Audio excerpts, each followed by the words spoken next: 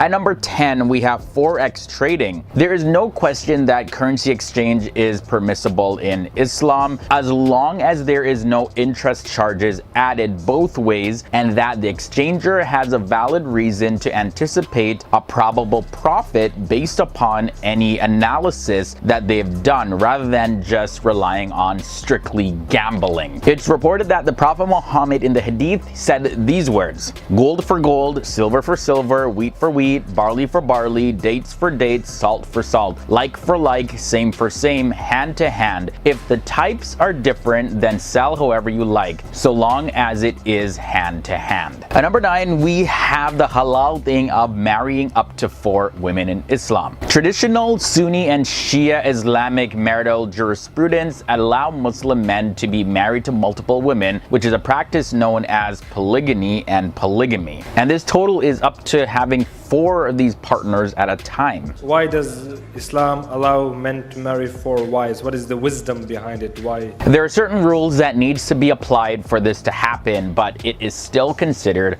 halal. In the Quran, Surah 4 verses 3, it says the following: and if you fear that you will not deal justly with the orphan girls, then marry those that please you of other women, 2 or 3 or 4. But if you fear that you will not be just, then marry only one or those your right hand possesses. That is more suitable, that you may not incline to injustice. Number 1, Islam was not the first religion who came up with the idea of having more than one wife. All these great messengers, the prophets of Allah, they had more than one wife. They said for every 16 girls, there's one boy that is born. Islam says no. These women, they have rights to be loved, to be wives, to have children, and so on. And now that kind of leads us into number 8, and that is marrying a non-Muslim. Islamic marriage rules between Muslim men and non-Muslim women are regulated by Islamic principles. There are some restrictions though to whom a Muslim can marry, specifically a Muslim man. According to the Quran, Surah 5 verses 5, it says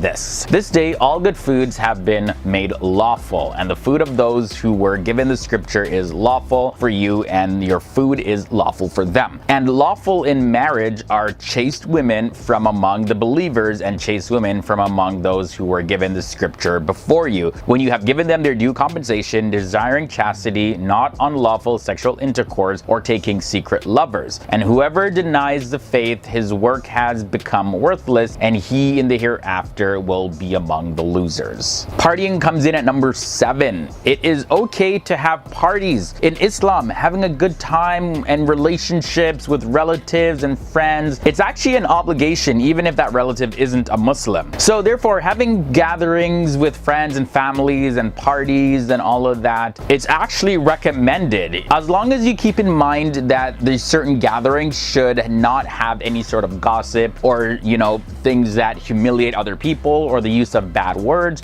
or other things that are prohibited in Islam. Let's talk about beautifying for your husband or wife next. Both men and women are at certain times required to appear in the way that looks pleasant for their life partner, especially when they're alone in their private moments. It is considered to be a great merit for a woman to put on her makeup, wear jewelry and perfume to really charm and please her husband, and it's also a great merit for a man to keep himself well groomed, well dressed, and all of that in a way to gratify his wife. But the Quran does put some guidelines to this, and that is found in Surah 24 verses 31, and that says, and tell the believing women to reduce some of their vision and guard their private parts, and not expose their adornment except that which necessarily appears thereof, and to wrap a portion of their head covers over their chests, and do not expose their adornment except to their husbands. Then the Quran does go on to list certain close relatives who a woman can be seen beautified in the presence of. Next up at number 5, we're going to look at traveling and camping. Now the Prophet Muhammad has been recorded to have said these words: travel so that you stay fine and healthy. So going out in nature and parks and camping grounds, even traveling far distances in other cities and spending time overnight in nature actually can really help change your mood. There's a lot of lessons that you can learn out in nature, as well as it can help strengthen a believer's relationship with God. Number 4, let's look at owning pets. So according to Islam, Islam, human beings are allowed to use animals, but only if the rights of the animal is 100% fully respected. The owner of an animal must do everything to benefit the animal. But some people believe that the animal that is kept should never ever be a dog, because Islam does forbid keeping dogs except guard dogs and hunting dogs. Now, in the hadith narrated by Abu Hurairah, it says this: whoever keeps a dog that is not a dog for hunting, herding, livestock, or farming, 2 qirats will be deducted from his reward each day. Dancing comes in next at number 3. Now, this is a little bit of a sensitive one because there's quite a bit of different opinions, but it's said that there is no problem in dancing in itself. However, if the dancing does include some sort of sexually provocative actions, that is forbidden. And it doesn't make any difference to what the type of music is that a person is dancing to. So generally speaking, if dancing is done in a sexually provocative way that can lead to committing other forbidden acts or involves having a bad effect over somebody, then it is forbidden. But generally speaking, outside of that, dancing is allowed in Islam. We're almost at the end of this episode. We got 2 more to go. At number 2, we have divorcing up to 3 times. So when marital harmony cannot be achieved at all by the couple, the Quran does allow and even advises the spouses to bring the marriage to a full end. In the Quran, it says this: and if he has divorced her for the 3rd time, then she is not lawful to him afterward until after she marries a husband other than him. And if the latter husband divorces her or dies, there is no blame upon the woman and her former husband for returning to each other if they think that they can keep within the limits of Allah. These are the limits of Allah which he makes clear to the people who know. And that is taken specifically from the Quran, Surah 2, verses 230. We made it to number 1. The halal thing that we're going to end off this episode with is praying in other worship houses. So not many people know this. Well, when I say not many people, I'm talking about people that aren't necessarily familiar with the religion of Islam. But did you know that Muslims can pray anywhere? Although it is recommended to pray with others in a mosque, but it is permissible to pray in the house of worship for Christians, for example, or anyone else who does not follow the religion of Islam, because the general meaning of the words of the Prophet Muhammad is this: the earth has been made for a place of prostration and a means of purification. So wherever a man of my ummah is, when the time for prayer comes, let him pray. And that's in the hadith narrated by Al-Bukhari, number 320. First thing we're going to talk about at number 10 is begging. If someone is under the pressure of need, like real need, and if they feel really forced to ask for financial help from the government or another individual, then that person is completely blameless. As a matter of fact, it's recorded that the Prophet Muhammad said these words: begging is similar to scratching the flesh off your face. So if someone wants to save his face, he shall avoid it, except for asking from the ruler or asking in case of dire need. Number 9 is earning through agriculture. This is something that's really encouraged in Islam. In the Quran, while referring to his bounties as well as favors to humans, there's a passage that mentions Allah's principles required for the pursuit of agriculture. Muslims believe that God has spread out the earth and made it very suitable to be fertile for cultivation and production, and that this is a bounty to human beings which they ought to recall and to be thankful for. Over in the Quran, Surah 71, verses 19 to 20, it says, and Allah has made for you the earth an expanse, that you may follow therein roads of passage. Painting comes in at number 8. This relates to a question that many people have. So just like drawing, painting, or photography, they're either prohibited or disapproved, depending on what comes closest to the spirit of Islamic law. Of course, their subject matter shouldn't be anything sexually provocative, and also these things shouldn't contain someone that is considered sacred, like the prophets, for example. Next up at number 7, we have trade. The Prophet Muhammad, by his words and deeds, he laid out the rules for trade, encouraging Muslims to engage in it.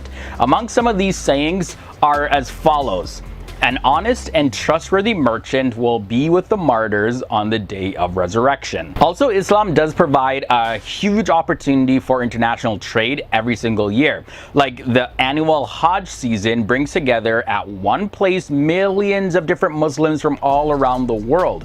And over in the Quran, Surah 22 verses 27 to 28, it says, "And proclaim to the people the Hajj pilgrimage. They will come to you on foot and on every lean camel. They will come from every distant pass, that they may witness benefits for themselves and mention the name of Allah on known days over what He has provided for them of sacrificial animals. So eat of them and feed the miserable and poor." Next up, we're looking at employment at number 6. Muslims, they are free to seek employment in all manner of different offices of government and different organizations, as well as working for individuals and entrepreneurs, just as long as they're able to fulfill their job duties to a satisfactory level, as well as carry out their Muslim obligations.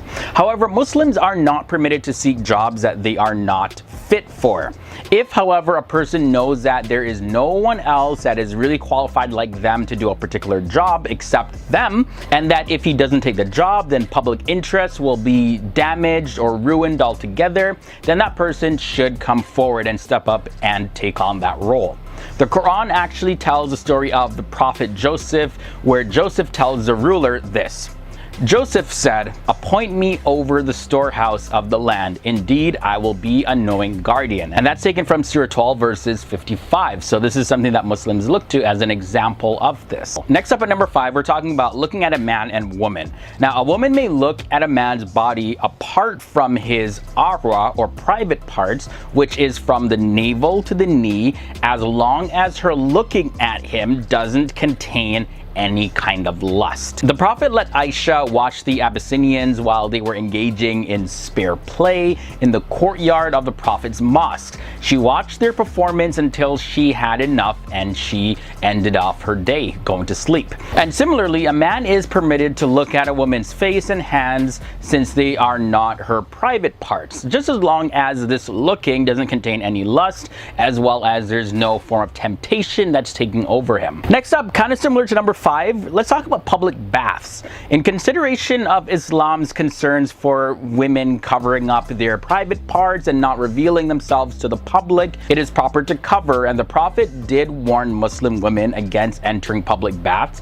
and even disrobing in front of other women. An exception to this, though, is made for women who suffer from some kind of illness, so that they have to take a bath that would be beneficial for them, and also for women that have given birth. Following childbirth, they say warm baths are very, very, very good, or even giving birth in a warm bath. And this is referenced in the hadith by Abdullah ibn Amr, who narrated that the Prophet Muhammad said concerning public baths that men must not enter them without a lower garment. Women are not to enter them except when sick or after childbirth. Another touchy topic, no pun intended, is masturbation. Now, the majority of scholars consider this completely haram, and Imam Malik bases his judgment on this verse. "And they who guard their private parts except from their wives or those their right hand possesses, for indeed they will not be blamed. But whoever seeks beyond that, then those are the transgressors." And that's taken from Surah 23 verses 5 to 7. He argues that the person masturbating is someone who craves something beyond that. However, according to the Hanbali school of thought, Hanbali jurists, they permit masturbation under 2 conditions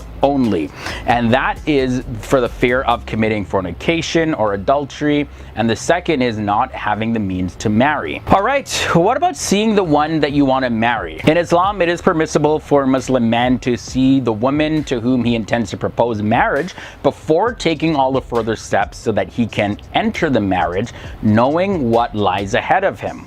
Otherwise, if he has not seen her before the marriage, he may not find her looks to be of his liking and may regret marrying her. Al-Mughira ibn Shubha said this: "I asked for a woman in marriage, and Allah's messenger asked me whether I had looked at her. When I replied that I had not, he said, 'Then look at her, for it may produce love between you.'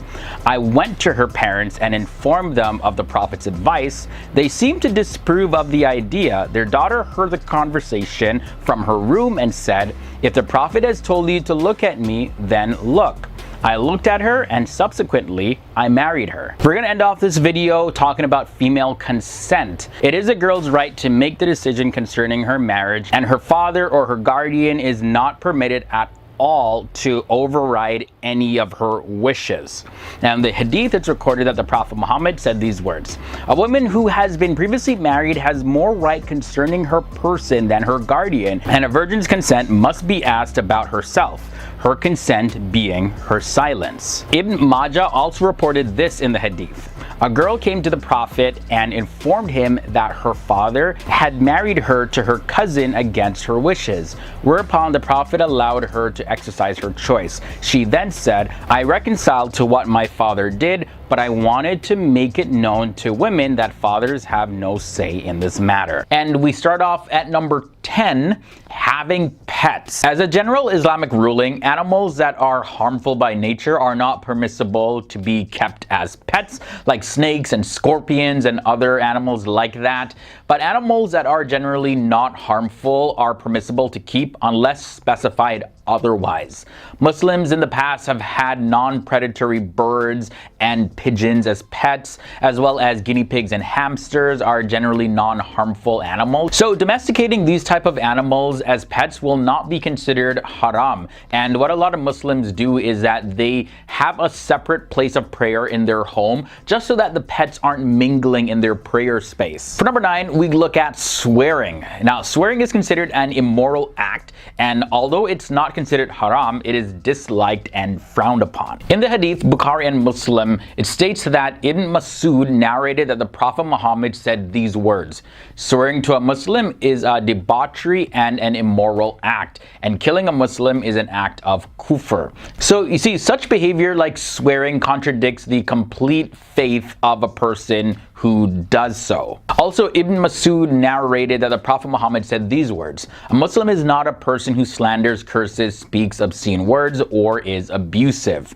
And the hadith Bukhari also reported that Abdullah bin Umar narrated that the Prophet Muhammad said, a Muslim is a person whom all Muslims are safe from his tongue and hands. Number 8, eating with the left hand. The majority of Islamic scholars state that eating and drinking with your right hand is recommended and rewarded, and is undesirable to eat or drink using your left hand when not necessary. Now, some people actually have a real problem that prevents them from using their right hand, such as being paralyzed or simply being left-handed. In this case, they are excused and there is no blame put on them. In one hadith by Al-Nawawi, it said, if he has an excuse for not eating and drinking with his right hand, such as sickness or an injury, then this is not makruh. Next up, let's look at proposing to an engaged woman. If a person has proposed to a woman, it is not permitted for anyone else to offer a proposal to her because of the hadith of Ibn Umar, which states that the Prophet Muhammad said,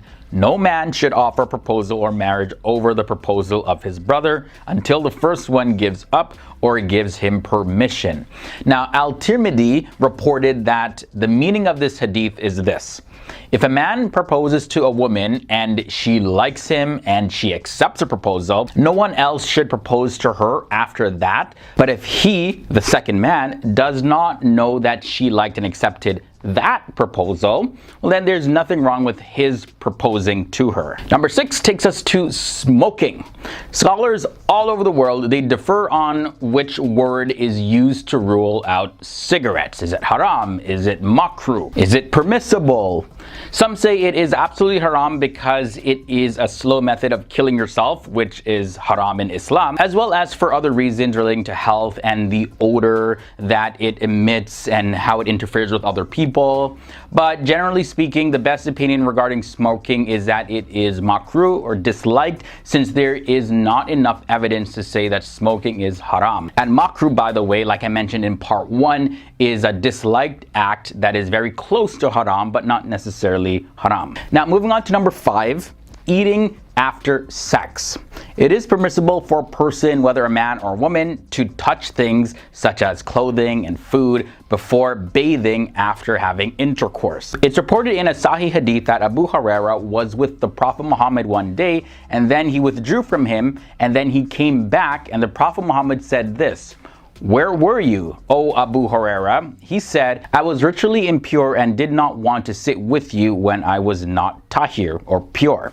The Prophet said, "Subhanallah, a Muslim does not become ritually impure." Next up, we have an animal slaughter in front of other animals. Scholars agree that part of the etiquette of slaughtering is not to slaughter one animal in front of another. And Ibn Qudayma in a hadith said this: "It is makruh, disliked, to slaughter one sheep when another is looking on." And Sheikh Abd al-Mushin al-Abad said these words: "He should not slaughter it with a tool or cause pain to it as he is slaughtering it. Also, he should not slaughter it in front of another because this is torture." Next up at number 3, talking during ablution.